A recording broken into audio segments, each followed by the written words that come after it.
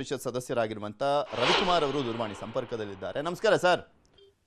ನಮಸ್ಕಾರ. ಹೇಗೆ ನೋಡ್ತಾ ಇದ್ದೀರಾ ನಾಗೇಂದ್ರ ಅವರ ರಾಜೀನಾಮೆಯನ್ನ? ಮೊದಲ ಗೆಲುವು ಅಂತನ, ಅಂದ್ರೆ ಈ ಡಿ.ಕೆ. ಶಿವಕುಮಾರ್ ಅವರ ಸರ್ಕಾರ ಬಂದ ಮೇಲೆ ಗೆಲುವು ಅಂತಲ್ಲ, ಈ ಬಂಡ ಸರ್ಕಾರಕ್ಕೆ ಈಗ ಬುದ್ಧಿ ಬಂತ. ನಾವು ಯಾವತ್ತಿನಿಂದ ಹೋರಾಟ ಮಾಡ್ತಾ ಇದೀವಿ ಮಹರ್ಷಿ ವಾಲ್ಮೀಕಿ ಅಭಿವೃದ್ಧಿ ನಿಗಮದ ಅಲ್ಲಿ ಆಗಿರ್ತಕ್ಕಂಥ ಭ್ರಷ್ಟಾಚಾರದ ಬಗ್ಗೆ. ಯಾವತ್ತು ಹಣ ವರ್ಗಾವಣೆ ಆಯ್ತು 187 ಕೋಟಿ, ಯಾವತ್ತು ಚಂದ್ರಶೇಖರ್ ಒಬ್ಬ ಪ್ರಾಮಾಣಿಕ ಅಧಿಕಾರಿ ಆತ್ಮಹತ್ಯೆ ಮಾಡ್ಕೊಂಡ್ರು, ಇವ್ರ ರಾಜೀನಾಮೆಗೋಸ್ಕರ ಅಧಿಕಾರಿ ಆತ್ಮಹತ್ಯೆ ಮಾಡ್ಕೊಂಡ್ರು, ಅಧಿಕಾರಿಗಳು ಜೈಲ್ ಸೇರಿದ್ದಾರೆ. ಹಾಗಾಗಿ ಇವತ್ತು ರಾಜೀನಾಮೆ ಕೊಟ್ಟಿರ್ತಕ್ಕಂಥದ್ದು ದಲಿತರಿಗೆ ಏನು ಅನ್ಯಾಯ ಆಗಿತ್ತು ಅದರ ಪರಿಮಾರ್ಜನೆಗೆ ಆಗ್ಬೇಕು ಅಂತ ಆದ್ರೆ ಆ ದುಡ್ಡನ್ನು ಕೂಡ ವಾಪಸ್ ಬರ್ಬೇಕು. 187 ಕೋಟಿ ಎಲ್ಲಿ ಖರ್ಚಾಗಿದೆ ಆ ದುಡ್ಡನ್ನು ಕೂಡ ವಾಪಸ್ ಬರ್ಬೇಕು. ಬರೀ ರಾಜೀನಾಮೆ ಕೊಟ್ಟರೆ ಸಾಕಾಗಲ್ಲ. ರಾಜೀನಾಮೆ ಕೊಟ್ಟಿರೋದನ್ನ ಸ್ವಾಗತಿಸ್ತೇನೆ. 187 ಕೋಟಿನೂ ಕೂಡ ಹಣ ವಾಪಸ್ ಬರ್ಬೇಕಲ್ಲ. ಬಂದಿದೆ ಅಂತ ಹೇಳ್ತಾ ಇದ್ರಲ್ಲ ಸರ್, ಎಷ್ಟು ಬಂದಿದೆ? ಕೋಟಿ ಅವತ್ತು ನಾವು ಹೋಲ್ಡ್ ಮಾಡಿದ್ವಿ.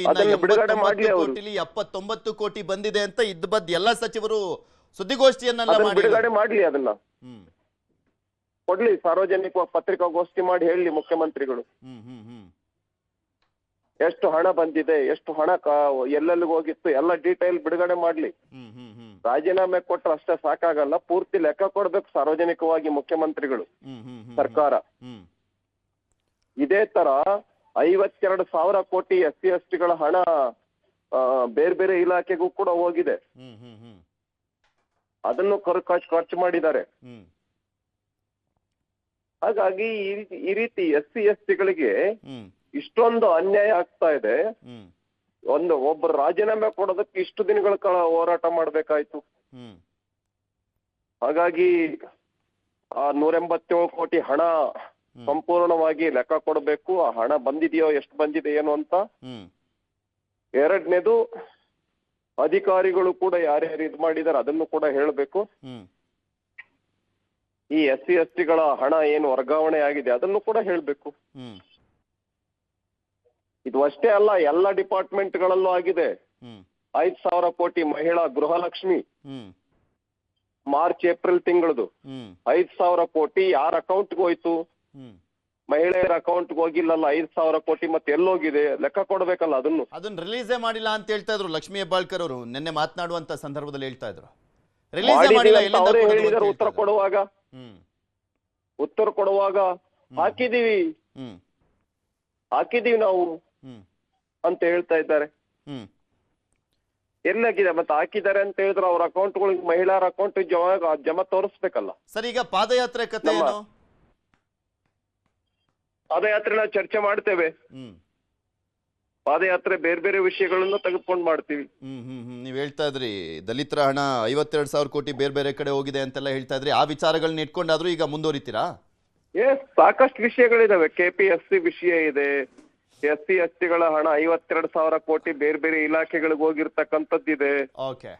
ಸಿದ್ದರಾಮಯ್ಯ ಅವರು ವರದಿಯನ್ನ ತೆಗೆದುಕೊಂಡ್ರು ಲಾಸ್ಟ್ ಡೇ, ಜಾತಿ ಗಣತಿದು ಜನಗಣತಿದು. ಅದನ್ನ ಜಾರಿಗೊಳಿಸ್ಬೇಕು ಅಂತಕ್ಕಂಥ ವಿಷಯ ಇದೆ.